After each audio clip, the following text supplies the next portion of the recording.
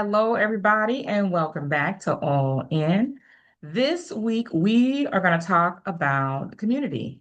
So, Cassandra and I were just talking, and one of the things I had talked about is one, the importance of community, but understanding that sometimes you may be in rooms or be around people that you may say, or at least I say, uh, these aren't quite my people. And that's not a bad thing. It's just recognizing sometimes the season you're in, it may be the energy, but it also just may be what you need. And so, community to me is extremely important, especially I'll just say from an entrepreneur perspective, is very important. But even when I wasn't, continuously call myself an extreme extrovert. So for me, I love people. I love being in rooms. I love meeting people. I love talking to people. I always say, COVID, and we were just talking about that, right? It hit me hard. And so, from somebody who is extremely extroverted, this whole online stuff just not as exciting. And so now that we're more getting back out and talking to people, it energizes me. But the community piece is important because I hope that everybody has one. I recognize that I have I feel like I have a pretty wide range of people in my life, and the community that I have, I always say, fits certain needs that I need.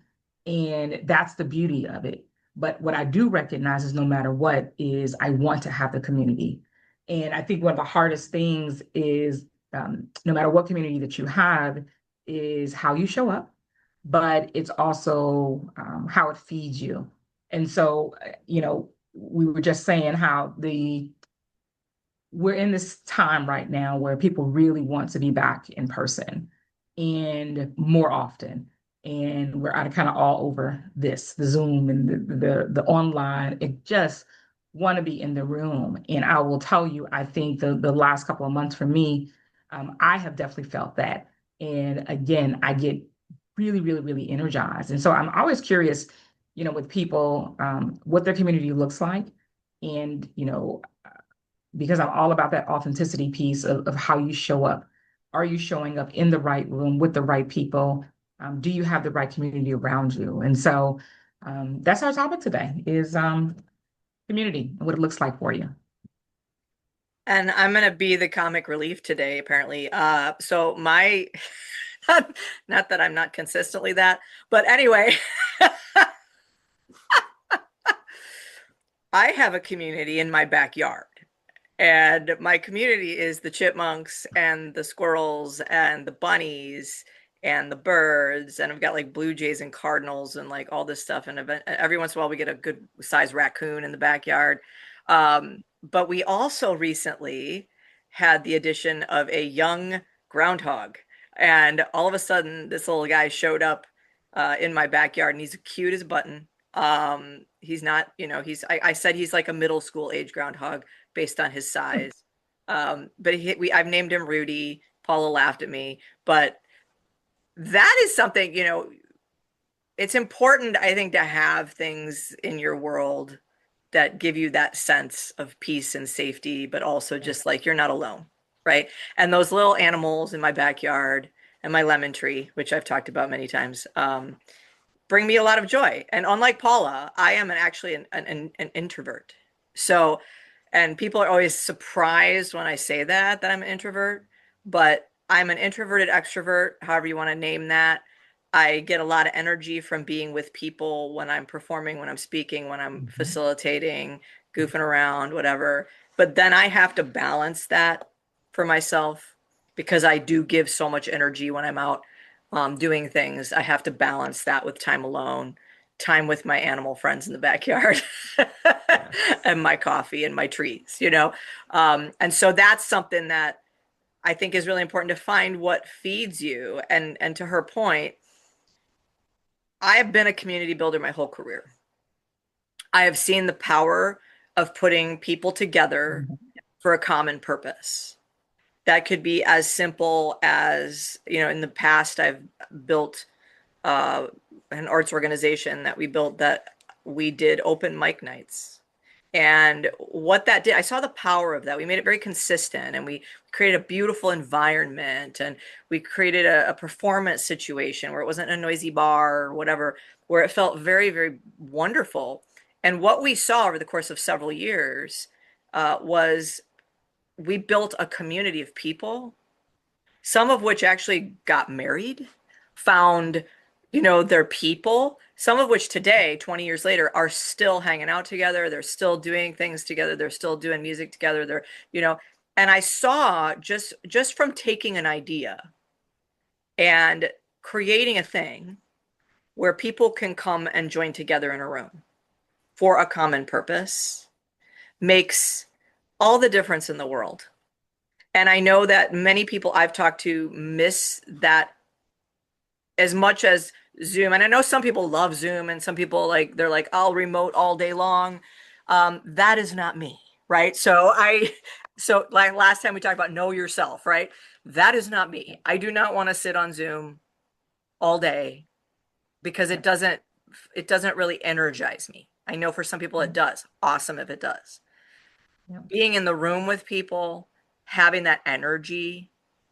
But also for me, especially from a business side and a professional side, I love being with people who are also community builders, people that are also growth oriented, people that are also, wanting to go out and do amazing things in the community and in their world, because they have a heart of service. And those are my people. Those are my people.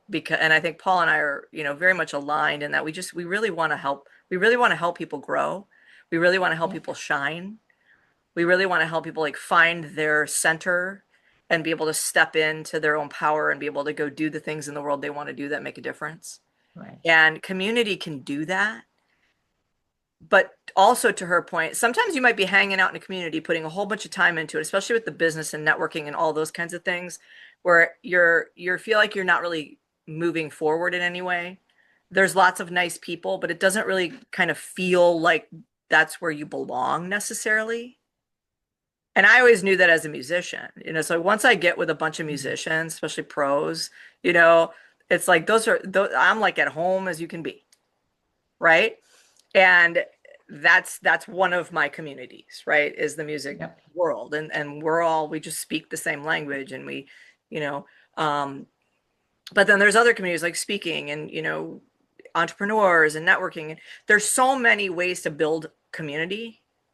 And I have seen the power of it firsthand, especially when I built the Woodstock Community Choir, just seeing what creating a space for people socially, emotionally, it fights isolation. There's so many things that it can do for you. So to Paula's point, find your people, and maybe it's more than one set of people, right? That's Maybe right. maybe you have a social set and you have a work set and you have sort of a service set, but find your people because they're out there and they will energize you more. And that's also really how you build relationships. Yeah. And Yeah. those relationships then can help you in a myriad of ways. Yeah.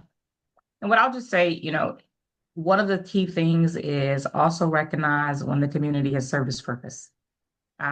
Sometimes we stay too long in places that just really don't serve us well anymore. And I always say it's not necessarily about the people, it's just about where you are, it's the season you're in, and where you need to really, use your energy.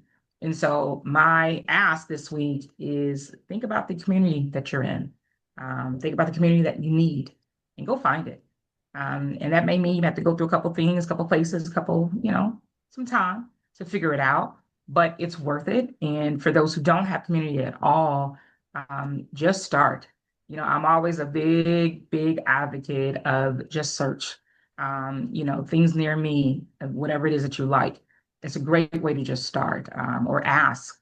And so I hope that for most people, that at least you have one community. You have some place that you feel good, whether it has to do with your work or not, personal or not, but something that fuels you. So that's my ask this week is take some time and just think about the communities that you're in, what's serving you well and what is not. And know that it's okay to say, okay, it's time for this particular community, to be released. And now it's time for me to open up and go find something else. So that is my ask, you all. Go out and find your community this week and be honest with yourself. Show up as authentically as you possibly can, because that's the community that's going to serve you best. And don't be afraid to just try it. You can try them out. You can just go and try a book club or a this or a new networking group or a new business group or a trivia club like I go to on Thursdays. Things that could potentially, feed you, help you feel less lonely, meet new people. And I think that will support and motivate you in other areas of your life when you have a community, because you feel less alone, and that matters. That matters. So Yes, it does. go out and build one, go out and join one, go out and find one, go grow together, and have a wonderful day, everyone. All right. See you next time. Bye.